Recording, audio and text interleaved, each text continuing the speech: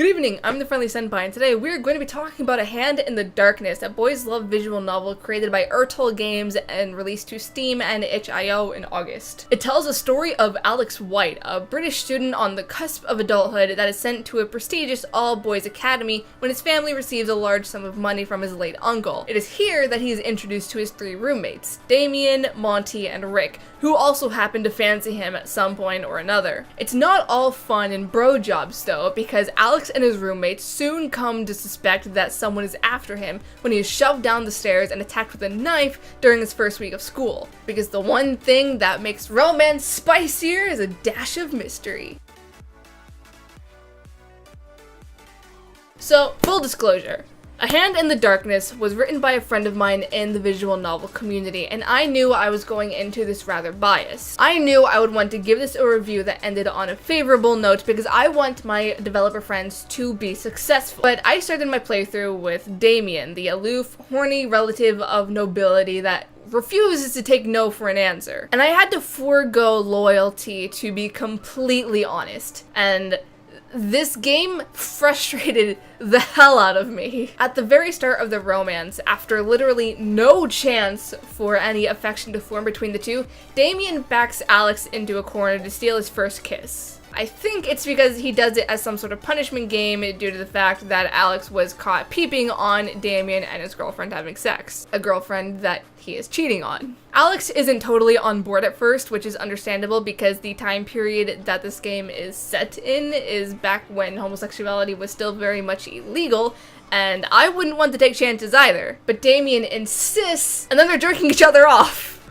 And at first, it seems harmless enough. I don't really dig the bottom gets into it as it goes on trope, but I mean, I'm not going to completely condemn a story for it, but it escalates like 0 to 60. It escalates just a few minutes later with Damien threatening to report Alex to the headmaster, knowing that he could very much be expelled if he is not jailed for being gay. Why? Because Alex didn't want to get jiggy with him again. This is a threat that is repeatedly used against Alex to get sex from him. It continues to escalate from there until Alex is tied to a tree for another punishment game while Damien takes his virginity. Of course, Alex makes blatant protests, but Damien just tells him to suck it up and get over it, and eventually they get into things and Alex begins to enjoy it again. The one point where the game allows you to stand up to him without shoving a bad ending in your face because you're standing up to him, it launches you into the good ending where Damien justifies his actions by explaining that he was afraid of getting hurt because he was confused about his own feelings. Like, sure. I also rape people. I bask in getting consent under duress because I am confused about where we stand. That's totally acceptable. It left a sour taste in my mouth, and I didn't want to finish the other two routes, but I always feel weird about reviewing something if I haven't completed it. So I started up Monty's road, which was just as bad! Granted, Monty was not a casual rapist, but he was a manipulative piece of shit. Monty had a really bad habit of pulling the classic isolate your loved one from everyone they know so you're the only thing they have left, where he bullied Alex's friends to stay away from him and blew up in Alex's face so he would be intimidated and guilted into spending only time with him. And the story did address this. They did make it clear that this was not acceptable behavior whatsoever, but Alex was a fucking doormat. This kid really was the prime cut of a victim stake, just lying around in wait for any abuser that may come his way. As soon as he gets angry, he lets it go and he allows his abuser another chance, even though he knows that the relationships he is in are not healthy. Even at the end, when Monty admitted that he had a problem and asked Alex to help him through it,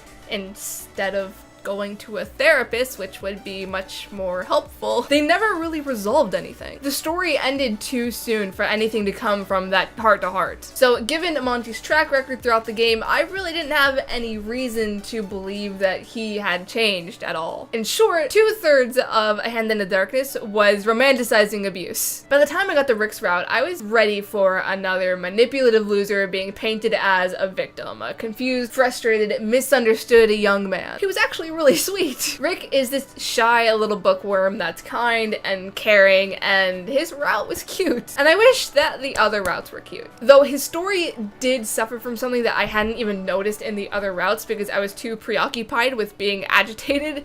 His story doesn't really have enough time for any real romance to blossom. Each character only had a handful of short scenes that were dedicated to them specifically, and half of them were just Alex trying to figure out his feelings for the other boy, because this was 1910, and if you're going to take that kind of plunge, then it better be worth it. So while Rick's route was sweet, it was really lacking any sort of chemistry. I didn't really feel any emotion one way or the other when it came to any of the available endings or sex, and he really did have a cute sex scene. Even if the blatant lack of lubricant used by him and Monty made me physically clench my own butthole in solidarity.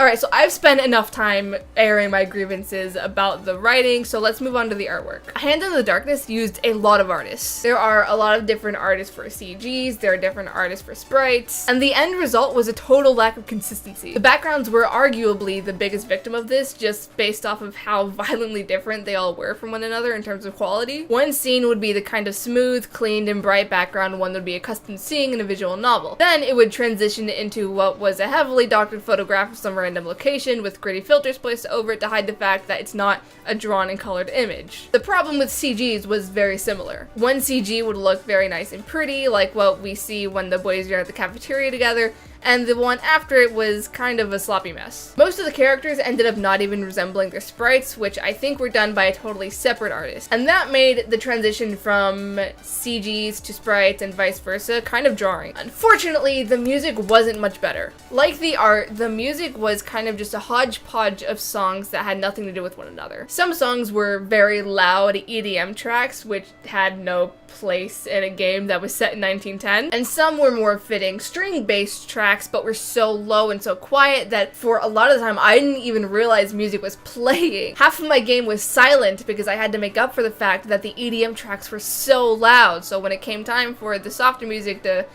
start playing, I just didn't hear it. And I understand that the developer cannot afford totally original assets for a game. I've mentioned in the past that music can be very expensive, but if you're going to use music with Creative Commons licenses, or if you're going to work with different artists to offset costs, at least make sure that it flows together. Alright, so TLDR, I cannot recommend A Hand in the Darkness in any extent.